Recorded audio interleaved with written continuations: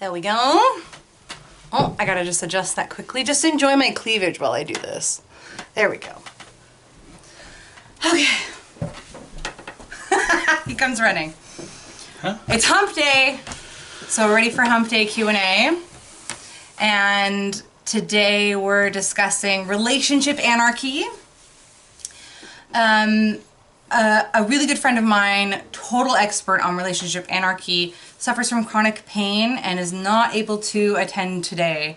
And that's totally fine. I was like, it's okay. I'm not upset. You can always... We're going to do this another time. We're going to do relationship anarchy like 2.0 another time. In the meantime, we get to settle for... Settle for it, nice. No, I'm just teasing. Okay, this is Brandon. This is my husbeard. Because I'm queer and he has a beard, so he's my beard. Yeah. So this is Brandon. I know a lot of people... Also your husband. He is my husband. That's why I call him my husbeard, because he's my husband and kind of my beard. He's my co-parent / platonic life partner / roommate / best friend / anything else. No. Yeah. A lot of people that know me have never seen or met Brandon, because he's really shy and introverted, and that's okay. That's why we love him. So here he is. I also don't accompany to your classes all the time. It's true, because he's usually watching the kids. Yeah. So, yeah, we're here to talk about relationship anarchy. Also, I feel like I have to say this. Come on, inch in closer. Come closer. There you go. He usually has long hair. He shaved his head to, like, regrow it out all over again. And don't get me wrong, it looks great. I really want to I want to encourage you to shape your hair as it grows, because you are very gorgeous. Q-tip. No, you're a gorgeous human being, and I think your hair should reflect that. So, if you agree with me, let him know. Just to shape it as it grows. He just plans on growing it. Yeah, that's what you do. That's not okay. You'll be fine. Okay. So, anyways, we'll see if I get annoyed with it or not. I'm sure you will. Make sure you speak up. I know. Again, shy and introverted. But you can speak up. I want to make sure they can hear you. So I have to enunciate. I can enunciate. There you go. Okay, so relationship anarchy. Before I ask you about relationship anarchy, I wanted to... Read your definition. Well, actually, this is my book, Polyglamorous. And I was going to just read my definition, but while you were gallivanting... Gallivanting? Yeah, I found like the larger definition that I wrote. It's like 3 small paragraphs, and I really want to read it because I actually haven't read this book since I finished writing it. And when I read it, I don't know how many fucking times, sorry, that I read this book. And so I read it again for the first time in months, and I was like, oh, that's coherent. Okay, so this is what I have. You're welcome. Thank you. He helped edit it. A little bit. Okay. More, but. The term relationship anarchy, or RA, was coined by Andy Nordgren and refers to the belief that all relationships need not be defined by labels, but be and grow organically. RA does not put romantic or sexual relationships ahead of platonic ones, but sees all relationships as important. Relationship anarchy rejects the relationship escalator, which is the view that a romantic relationship has a specific outline and is only successful in following this constantly escalating path. Introduction, interest, dating, falling in love, living together, getting married, moving to the suburbs and having children, paying taxes, retiring and having grandchildren, growing old on a porch together, dying in some notebook-esque embrace in an old folks' home. The relationship escalator says that it's not a real relationship unless it's continuously moving in this direction. A relationship dares not stay motionless, and of course you frequently ask yourselves, I can't stand this, where is this relationship going? I mean, that's a fair question. Yeah, but hang on, I'm not done. One more tiny paragraph. Okay. I'll get you there. Allowing each other freedom and personal autonomy is the foundation of relationship anarchy and emphasizes ongoing communication as opposed to set rules and agreements. It's about rejecting imposed structures and valuing relationships as they exist naturally, and however you choose to do so. For most, it's not just a philosophical belief, but a political and feminist stance, as it is all designed to break free from traditional and societal rules. Bam. Okay, so first, asking where this relationship is going is still a valid question. It can be. Assuming that an answer of where it is now is still okay. Not the relationship escalator involves escalating the relationship. Just because you're asking where the relationship is going doesn't mean it necessarily needs to escalate. Or you could just be checking in to see if the person wants to escalate at all ever. Yeah. So it's still a valid question. It's just that there's more than one acceptable answer. Whereas with the relationship, with standard relationships and monogamous relationships, the answer has to be forward. That's the only acceptable answer. Whereas with relationship anarchy and polyamory, that's not the only acceptable answer. See, he knows his shit. Somebody commented, Melissa. Oh, she commented, lol, I agree, Robin, as a hairstylist, referring to your hair, that you need to be shaping it as it grows. We love you. We're just saying. Okay, sorry. I had to comment on that because that was amazing. Thank you for your obvious. You got the backup. Good job. Okay, but how do you feel about that kind of little bit? Honestly, like, this is not your book. You can totally bash it if you want. What do you think of what I wrote there about relationship anarchy? Is that fairly accurate? Well, I mean, like half of that was a quote, so... What? Well, you were talking about his I didn't definition. quote anyone there. You did. You said... Well, you lost the page now. But you... you were basically saying that this other guy defined it as this I said it was coined by... Yeah, and defined as... Yeah. But, yeah. So... I do know that, honestly, with different forms of non-monogamy, such as, an example would be relationship anarchy, that everyone has, like, their own definition. Like, a lot of people kind of define it differently. Mm-hmm. And I feel like I should know this. We haven't had this talk in a while. Do you want to ask my definition? Yeah, do you identify as a relationship anarchist? Yeah. Okay, yeah. How do you define that for yourself? So relationship anarchy, I think it has to be like it's a lifestyle. It's like a holistic approach to. Thanks. It's a holistic approach to how you view relationships instead of just romantic ones. Because I think if you examine all of your relationships and figure out like what they should all be negotiated to reflect your needs and desires and stuff like that. Like a lot of people will maintain relationships with unhealthy family members and stuff just because they're family, and like a relationship anarchist will you look at all of your relationships and negotiate how you want them all to work. I was talking to a friend of mine recently, and they were saying like their mother's a Trump supporter, and they were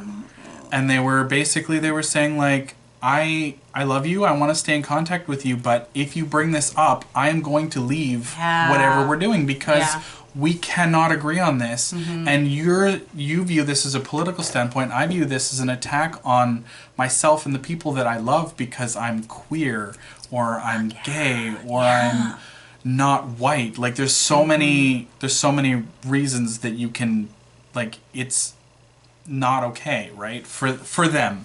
Yeah.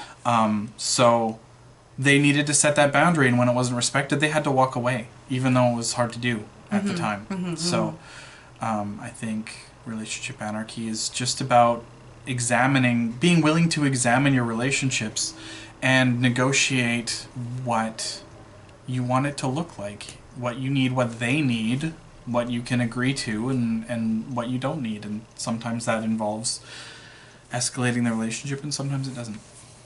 Okay. So for you personally, what does that mean for you? What does relationship anarchy look like in your life right now? Are you asking what relationships I have, or not necessarily, but like how you navigate your personal relationships? Because you were talking about a friend, which is great, but I want to hear about you. It means talking to partners and stuff about what you want out of a relationship, what you have to offer in a relationship. So important. Yeah, I mean, personally, I would love to date like 17 people, but I have a home life, I have kids, and I have full-time work, and that takes up, 80% of my time, that along with sleeping. Which I never get enough of. I know. So tired. Yeah, but so like, and I'm introverted and I need alone time, so I have to like schedule that as part of my time because like, you know, people are always like, well, what are you doing? And I'm like, I'm not doing anything, but that doesn't mean I can go out. I'm still busy, I feel that so but I'm not doing anything. Yeah. You know, like, because you need to recover, you need to recharge, you need to give yourself that personal space, self-care. That's the word I was looking for.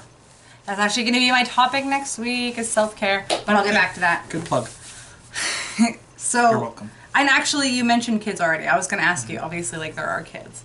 But again, I want to ask you, how does relationship anarchy fit into your life as a parent? Okay, well, you can't obviously negotiate with children. With young children. What your relationship with the children looks like. No, I know, but, like, that affects... Of course, it's a relationship. Just Yes. like so many things are different relationships, right? Like, it's a relationship that is a commitment that you agree to when you have a child. Yes. So you have to take that into account, and it's I mean, hopefully, it's a priority in your life, so it's going to take priority over most other relationships. So, I mean, it's just one of those things where it's about resource management, right? I only have so much time because I have to spend so much of my time with my kids. Yeah, absolutely. That's a commitment that you made, and it's a responsibility that you have. Same here. Obviously. That actually makes me think of, and honestly, I think about this all the time. When I had my first kid, our first kid. Yeah. I did the work, but you were there. Together and everything. And our friend that picked us up from the hospital, do you remember what he said? No. Who picked us up from the hospital? It was Jay. He picked us up from the hospital. Okay, I'm going to remind you because it was really powerful. It was funny because he's a friend of ours who came to pick us up from the hospital to take the baby home. And he is a friend of ours and he's a parent. So he was like, I promise this is my only moment of like giving you parental advice, but I have to have my bit. And we were like, of course, yeah, go for it. 2 cents while you're our chauffeur. Okay. You deserve it for picking us up. Yeah. And he said something similar a lot to what my mom had always said as I was growing up, was that whoever is going to be your co-parent is going to be a part of your life forever. No matter what that relationship looks like, you are going to be connected to them in some way. I mean, even my mother, who hadn't seen my biological father in years and years and years, still met him when my sister had her baby because they both came to the hospital. Like, you're always going to be somehow connected to that person. Even growing up, my mom would say, like, oh, you're such like your dad, when she saw his habits or mannerisms. Like, you're always connected with your co-parent forever. And our friend had said at the hospital, he was like, you guys are connected forever.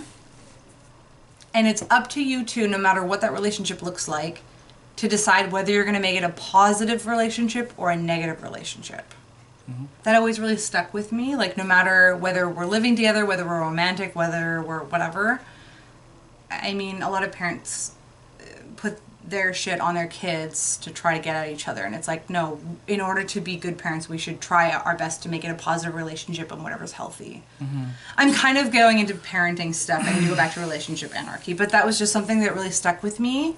Well, so to bring it back to relationship anarchy, part of our negotiation with our relationship was that we wanted to stay living together while the kids were still young, at least. Yeah. As long as things didn't get toxic or yes, hostile. as long as it was healthy. Yeah. So, I mean, we don't want to... Everybody argues. I think arguing in front of your kids is definitely a good thing if you can do it in a way that's not spiteful. In a healthy you can way. show, like, healthy ways to resolve it, and that anger doesn't have to, like, stay with you, that you can, like, resolve the issue and then move on. And I think that's an important skill to learn. But that was really hard for me because I grew up with domestic violence. So whenever there was arguments happening, I would try to shut it down and be like, not in front of the kids, not in front of the kids. And it was him that was like, no, kids need to see us arguing. But back to the topic. Back to relationship anarchy. Okay, how does relationship anarchy differ from other forms? Because I feel like I've seen this argument even on some of my threads, where people are like, relationship anarchy follows under the umbrella of polyamory. And then I hear some people that say that polyamory and relationship anarchy are two different things. So I want to know what you think about that. I think relationship anarchy falls under the umbrella of non-monogamous relationships. I think polyamory is under that umbrella as too. They're different things because polyamory often has a lot more of a specific structure to it, or a goal or desired structure. Where I mean, expand on that. Would you not agree with that? Whereas relationship anarchy is like a dismissal of any and all pre-arranged relationship shapes and sizes and custom building every relationship you have. Where polyamory, because I mean, like when you get into polyamory, there's all these different relationship shapes and stuff like that. You know, like you have the V shape and you have a triad and you have different molecules, people call them, right? And people are always trying to like label all of the things and organize them, and they have like a goal, like you're a unicorn hunter, for example, or you want to date another couple or something like that. Like you have a structure in mind when you're trying to put it together, is kind of how I view the difference. Okay, so you're saying polyamory has more of either goals or structure that are formed inside of it, and relationship anarchy doesn't. I think so, yeah. Okay. Is that fair? Cool. Yeah, no, that really makes sense. It's a good way of putting it in as few words as possible, because I know that's not easy to do. Yeah, well, another thing I want to bring up is, because I personally feel like I fall somewhere between relationship anarchy and solo poly. Solo poly being, you know, you are your primary partner. As a kind of solo poly person, I just don't feel like I'm available or really wanting to have a time-intensive relationship. I don't crave sharing a bed full-time with somebody or anything like that. I like my space. But I also kind of feel like a relationship anarchist sometimes, where I just want things to kind of develop organically. I don't have any hierarchy or any specific plans. I just want things to be as they are.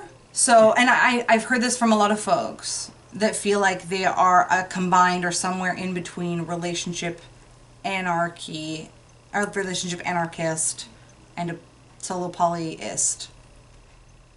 What are your thoughts on that? Like, do you find that's a really common thing, and are they really different, or? I mean, that's kind of a hard question, because as someone who would do solo poly, you're pretty much a relationship anarchist anyways, because any relationship that you're going to have to negotiate and set limits on the resources that you can give and stuff like that to begin with. You can't really, there's not really a framework that you can readily fall into, because you are your own primary partner and everyone else has to be kind of secondary to that. Right, yeah. I'm kind of the same way. I mean, because of my commitments, I don't have a lot of time to give other people. The relationships that I can pursue generally end up with me seeing the person like once or twice a month, or maybe at like events that we both go to and stuff like that. So I'm pretty much solo poly too, but I don't necessarily like say that. I just negotiate that when I'm talking to someone about the relationship that I want to build with them. That's really well said. Other parents have told me it gets easier as your kids get older. Please reassure us and tell us it gets easier to have time. Just changes. It just changes? Not more time, it just changes. I'm tired already. Yeah, well, you're always tired too.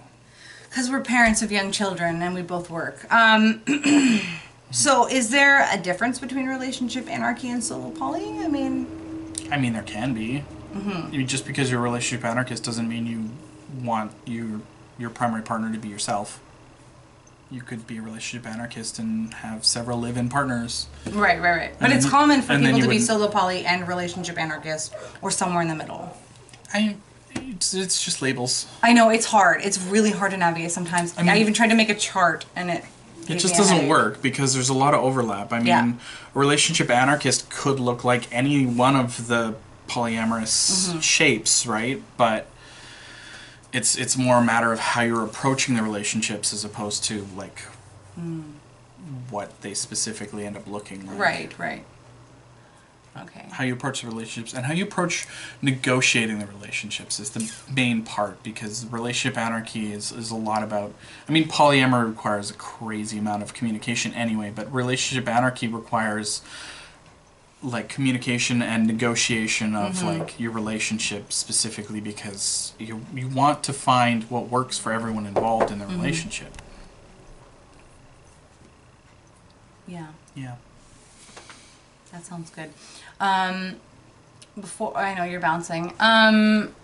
You're ready to go play video games and I'm ready to go to bed. Do you do you get a lot of questions about relationship anarchy, like from other people?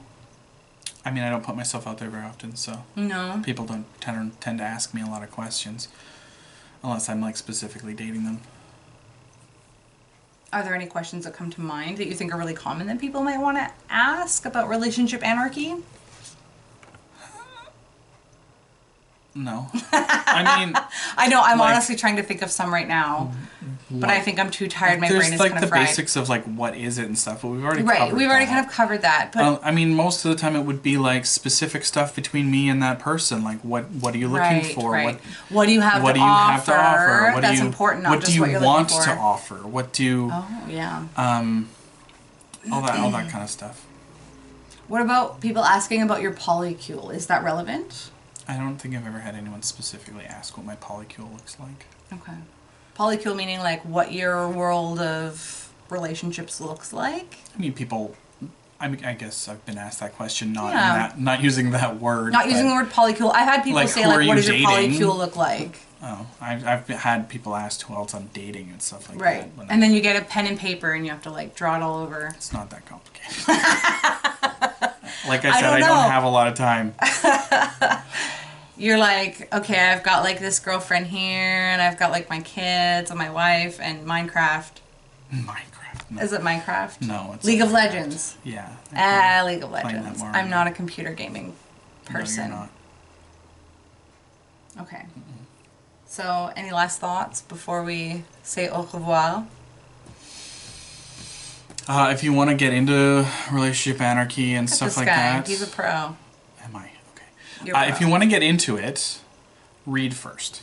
Read books on polyamory, on relationship anarchy. I mean, this book's pretty decent. You're I appreciate welcome. your No, honesty. Polyglamorous, which you can get on my website, alternativesexuality.ca, under shop. What else is really good? I highly recommend More Than Two. I think it's a great book. Yes and no. I mean, it's got its pluses and its minuses. It's kind of prescriptive, so if you want to get into relationship anarchy, you kind of have to take some of it with a grain of salt, because as something that is prescriptive, it's kind of not always going to suit you. Yeah, that makes sense. The thing I like about More Than Two is that it's not afraid to go there. And not afraid to be like in your face. Yes, this is a reality. This is real life. Yeah, but you're going to be okay. It doesn't try and sugarcoat things, which is that's very a good way nice. of putting it. Yeah. But yeah, no, read 2 or 3 books. Learn how to communicate effectively before you try and do something that's really, really difficult. It's hard, but it's maybe read on nonviolent communication and how to use like I statements instead of you statements and that kind of thing, so that you can communicate with integrity and nonviolent communication. Yes. Assume the best of the person that you're communicating with, because I mean, you obviously you're like trying to negotiate a relationship. Yeah. What if you're assuming that they're trying to lie to you or cheat already, then you're probably not in a good relationship, or you need to do some self-work. What other reading would you recommend? I don't know. I mean, your book is good. People should read that. That's better than the last time I plugged it. Okay. Thank you, everyone, for joining us for Hump Day Q&A. Thank you, Brandon, for coming to the table when I told you were doing this. I have an idea. You're going to join me next week. You said voluntold, but it was you conscripted me. Yes. It was mandatory. It was totally I'm like, Brandon, you're doing this. And he was like, okay. I love our relationship. I like this topic. And this topic, how do you feel about the topic of self-care? Because that's what I want to do next week. And I want to get like some face masks and shit. Okay. Remember the under eye thing you talk about? I have those. I've become a lot more aware of my needs and stuff like that in the last few years. It's really... We're going to talk about self-care next week. Both of us. Next Wednesday on Hump Day at 7:30 p.m. PT. We're going to talk about self-care, and it's not going to be just about like skin and relaxing. We're going to talk about all the forms of self-care. Because there's Spa days are not the only way to have self-care. Exactly. There's so many different ways that you can do self-care, and we're going to get into it. But I also want us to wear face masks because we do that, and it's awesome. So I don't. You did it with me before. I've done it like once or twice maybe, but. And you're going to do it again next week. I can maybe get a pedicure first. Yes. Okay. Next week, self-care that can look in lots of different kind of ways. Happy Hump Day. Thank you for joining us for Relationship Anarchy. And my friend, I haven't said who it is yet, will be joining us. We're going to do like a Relationship Anarchy 2.0. Oh, okay. Because my friend wasn't able to join this time. So we're going to do another one sometime. I'll let you know when, once I know they're feeling better. So, thank you for joining me. Brandon, thank you for coming here, even though I insisted that you did. You're welcome. Bye. Happy Wednesday. Oh, somebody said, yay, Hump Day is looking forward to it. Oh, it's Nimpup. Hi.